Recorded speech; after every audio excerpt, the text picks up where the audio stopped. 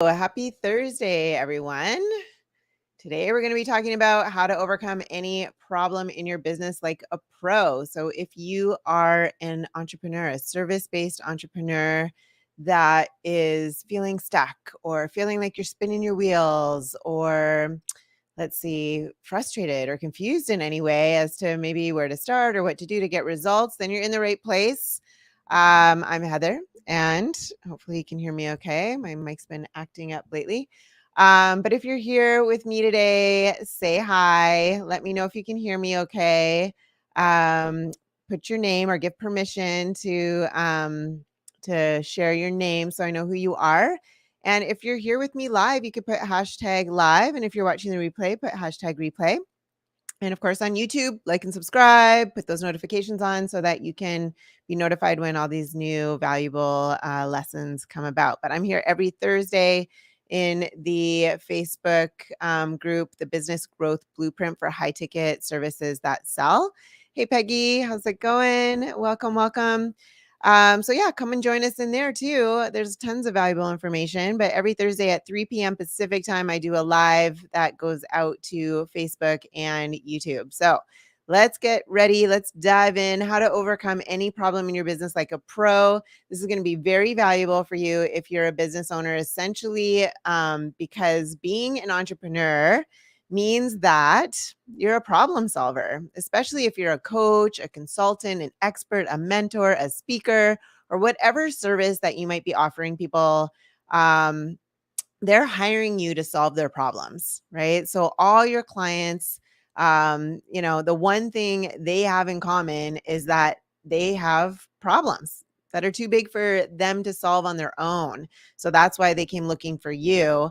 And that's what you're getting paid to do, right? So it's a must that you get very, very good at solving problems in your own business. So let's dive in and give you a new perspective on tackling problems by walking you through a very simple framework to use in solving any problem in your business. Okay. And let's start off with number one.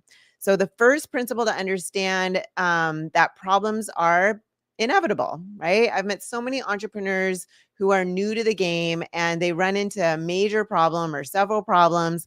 And what do? They throw in the towel. Like, you need to have grit and tenacity as a business owner. They might be thinking like, this may not be for me. I really don't know how to do business. And then they set these like big, lofty goals, run the course and then hit a brick wall. So then they back down immediately and think that maybe they're just not cut out for it. Maybe they're just not cut out for this kind of life, right? Because nobody's telling them what to do anymore. They might be better off at a 9-to-5 desk job. And I can tell you right now that it's an employee mindset. Okay. And you should not even entertain those thoughts if you want to be a business owner. And I talk about this a lot, the employee versus empire mindset, whether it's a mini empire or a big empire. This is the first thing I work on with my clients, because in our society, we're trained to be workers, right? I say this all the time. We're trained to be workers. Our school system, our television, our friends, our family, our parents, like, everybody is trained to be workers. Go to school, get good grades, go get a job, work, work, work, do. Nobody ever teaches you how to be a business owner. And it's a completely different way of thinking. Okay. We're not talking about like woo-woo, positive affirmations, whatever. Those are good too. But we're talking about a completely different way of thinking, like being the CEO of YOU, I call it. Okay. So, um, you know, it's really imperative that you have that distinction, right? The employee mindset versus empire mindset. It's not you. It's probably just the way your business model is set up, of why it's not working and why you might think that it's not for you. Okay. But don't go back to your 9-to-5 job. There's a ways, right? It's just like, don't back down. But if you want to be on top, you know what? You got to learn to climb and push through with barriers. Okay. So running into challenges is part of the course, and you'll encounter them no matter what route you take. Okay. So it's not true that, if this is for you, then it's going to be easy, because having a job or having a business isn't easy. It's not easy, right? It can be simple, but it's not easy. So, don't think that you won't be stumbling and falling all along the way. It's just not realistic. So let me just be the one to tell you that running into problems is part of your job as an entrepreneur. And when you set goals that are completely outside of your comfort zone, which you should be doing, you're definitely going to be challenged, because if you're comfortable, you're not growing, right? You're not doing things that are making you grow. You're playing small. So if you want to play big, if you want to be successful, if you want to learn a new skill, learn a new language, right? It's going to put you out of that comfort zone, and that's part of the course. And that's how growth happens. So when you face these trials head on and get creative and resourceful, get those juices flowing, right? So that's how it works. And that's number one. Just accept that problems are inevitable. Okay. Now let's take a step further. We're going to talk about number two. And that's, you know, about taking ownership of those problems. And this means that you'll look at every problem and consider it, you know, as how do I put it? It means that you'll look at every problem and consider it as a failure of leadership. Now, stay with me here. Okay. This means that whatever problem you face in your business, it's because of you. Okay. The reason for that is that everything in your business flows from you, right? It's not from your team, it's not from your family, but it's from you. So let's say that the problem arose because someone from your team didn't perform as expected. Well, you hired that person, right? You trained that person. So maybe you failed at communicating the job description adequately, or, you took a shortcut and didn't train her enough, or, whatever. But the point is that every time there's a problem in your business, you have to take responsibility for it. On one hand, it could be emotionally painful to do that, right? But on the other hand, you're empowering yourself to take action because you understand that it's your responsibility. So you're the source of the problem. So you're also the solution, right? So if you come from that perspective, I take responsibility instead of blaming the universe that this problem just happened then it's out of your control, then you empower yourself by knowing that the solution is not beyond you as well, right? Maybe you don't know what you don't know and you need to hire someone to help you, but unless you take responsibility for it, you're probably not even going to look for that help. Make sense? And then let's dive into number three. Number three, we take it even a step further and we consider that each and every problem of your business is a gift. Yes, a gift, not a burden. So remember how we talked about last week? If you were here last week, we talked about the opportunities that you can find in failing. If you haven't seen that one, go back and look for that. It's called the hidden opportunities in failing. I can tell you this because I know from experience that every problem I've ever encountered in my business has had that seed of something greater. So let's say I have a problem with a client, like with client satisfaction. What do? Right? I find ways to improve my service so that I can get my clients even better results.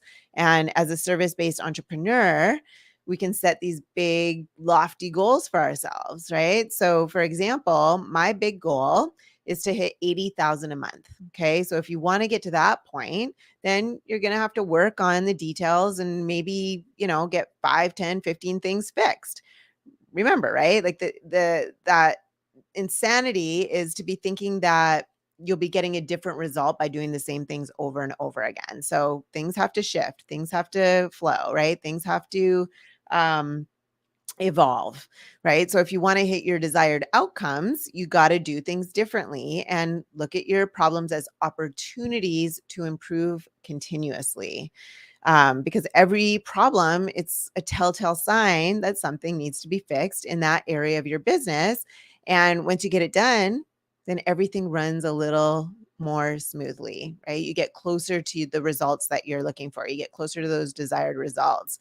And you just, don't try to solve your problems from that place of anger or desperation, because the negativity, like coming from that negativity or that low vibration, it's just going to suck the life out of you, right? Like, and you always, whatever you're resonating out, you're going to get back. So if you're operating from that place of negativity or like a lower vibration, I don't know if you're familiar with that vibrational scale where, anger, anxiety, doubt, I don't know, fear, all that stuff is like a lower vibration. But up here, happiness and love and bliss and gratitude, all that is a higher vibration, right? So if you're panicking, or if you're anxious, or if you're scared and you're in scarcity mode, you're going to want to do some exercises to get you up that vibrational scale so that you can then solve problems from that space. Okay. Does that make sense? Like, just condition yourself to see your problems as a gift, and just start to extract the lessons from there,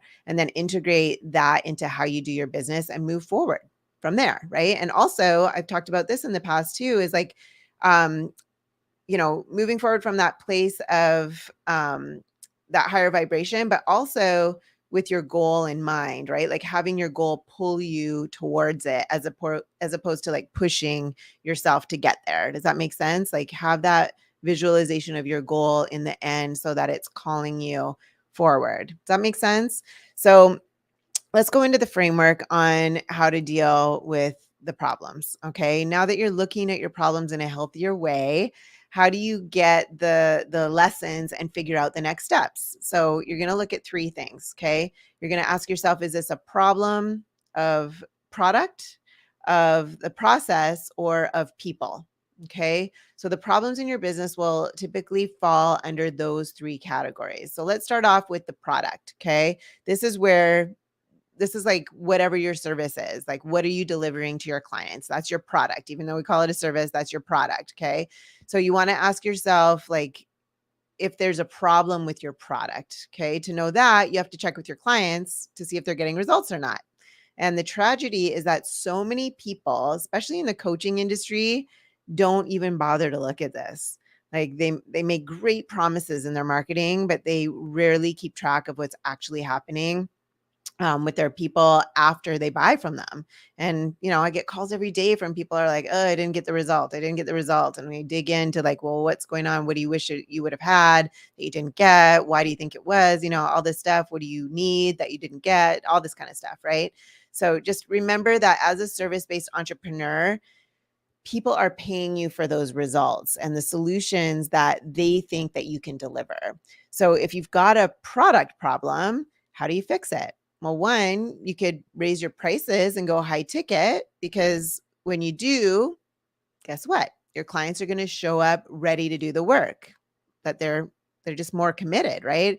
If they're just paying, $100 an hour and whatever, they might show up, they might not show up. And then how are you going to get the results for them if they don't show up? But if they're paying you $10,000 for your service, right, to get that result, that allows you to go deeper with them to get that result, right? And then it also gives them that skin in the game that they might need to show up and to really put that energy and effort in to get their money's worth. Does that make sense?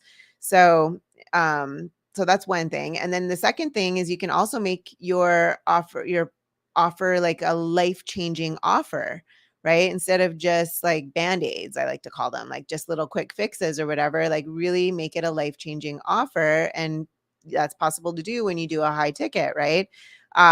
So you're not just like selling information, because if you're selling information like in a book or videos or courses or whatever, it's really not going to transform your client's life through the entire process, right? Like if you raise your prices, though, you could guide your clients through that process as she consumes the information that you provide. And you can just take them from where they are to the promised outcome for them, all while providing that needed support and accountability and stuff like that. Making sense? So if it's not your product, then the next question to ask is, do you have a problem with the process? So what's the process? It's about like it's about who is doing what in your business at a specific time. Okay. So what is your process for enrolling clients? What is your process for tracking things on social media? What is your process, for different things? Or, when you're looking at the process, the first question is, do you even have one? Right? If you don't, you got to come up with one. So this is one of the best things about having a mentor, though, is that you can either come up with one of these processes all on your own for each of these things, or you can have someone like me who already has the proven systems in place and can just hand it over to you as you build and scale your business, right? It saves a lot of time, saves a lot of money from trying to figure it out on your own. So now the second thing is, though, to check, have you communicated that process with your team if you have one? So let's say when somebody inquires about your program, like let's say through a Facebook post or something, You've already mapped out like what, let's say, Jordan's going to do, what Anne's going to do, et cetera, the people on your team, right? Well, that's all in good, but have you communicated that to them so that they understand it? And this is so crucial, that your team members will know what is expected of them, of course, right? So now if you have communicated it to your team, then the next question to ask is, have they done their jobs? Like, was the process followed? And if no, then you might have a people problem, not a product problem or a process problem. But if everybody did their job and still there was a problem, then you need to look at the entire process and find out where it broke down. Like, what's that bottleneck? What needs to get fixed in that process so that it will get you the results that you expect? And again, having a mentor can help you identify that much quicker, right? Because we're going to know what data to look for specifically in order to assess what specific thing is broken where, right? So now let's say it is a people problem. Um, there's someone on your team that hasn't, or just isn't getting the job done, right? You told them exactly what to do, but they aren't delivering. So now you have to ask yourself, is it a problem of training or is it a problem of temperament, right? And if it's training, then that means you haven't effectively communicated to that team member exactly what he or she is supposed to do and when to do it. And also, have you trained them to give them the skills that they need to do what is required of them? So if you're hiring competent people, then they fail. Okay. Most of the time it's because of training issues. So if that's the case, then that's on you, right? You got to train them adequately, and fix it by coaching them and doing everything that you got to do to get that person to perform well. Okay. But if you've done all that and they're still not delivering, then it might be a temperament problem. So this refers to the personality of a person. Okay. And if it matches with the job that you want them to do. So you could have a setter, an appointment setter, or a closer or whatever, but let's talk about appointment setter who happens to be an extrovert, okay, and just loves talking to people. That would be great. It would be a great match, right? But say you put her in charge of all the tech stuff and the back end of the business stuff, do you think she would do as wonderfully? Probably not, right? Because that's not her forte. That's not her expertise. Or that's not her, not the expertise, but that's not her forte, I guess, what she enjoys doing or what she's good at. So what I want you to understand is you don't want to misplace highly competent team members because otherwise their skills and abilities would just go to waste. So if you cannot move them to another post because they're not, temperamentally fit for the job that you hired them for, then you got to let them go. So it won't feel good, but at the end of the day, you'll be doing everyone a favor because being in a job that doesn't match who you are, it's a struggle every day and it just doesn't feel good. So that's how you should perceive problems. Just take them as inevitable, then develop ownership so you empower yourself to solve them, see them as gifts, opportunities. And when you encounter any problem, always check to see if if it's a problem of product, process, people, okay? And the best shortcut you can have as you face the challenges of being a business owner is to have a coach or a mentor who will take you by the hand, walk you through the entire process step by step from where you are today to where you want to go. Okay? So here's what I want to do for you. If you have a problem in your business right now, like if you're feeling stuck, if you're feeling like you're spinning your wheels, if you're feeling like you're throwing stuff up on the wall to see what sticks and nothing's working and you need some expert mentoring, then just type the word challenged in the comments here and I or someone from my team will get back to you with a DM. We offer a free 45-minute breakthrough session, we call it, where we will go and diagnose what's happening in your business, figure out what's working, what's not working, why you're not getting the results, and we'll discuss the best strategy to get you there. If you're a good fit to work with us, then we can talk about that. If not, then we will point you in the direction of someone that we might know that can get you those results that you're looking for. Okay, I want to help you fix it ASAP. So just let me know. Okay, type challenged in the comments below. I hope this has been helpful for you. Let's see if we've got any questions. Hey, Dina, great information. Awesome. Any questions? Any questions before we wrap up? I am here every Thursday, 3 p.m. Pacific time. So join us here live. Otherwise, you can catch the replays shortly after that. But yeah, if there's no questions, then I will see you next Thursday. Take care, everybody. Have a wonderful week.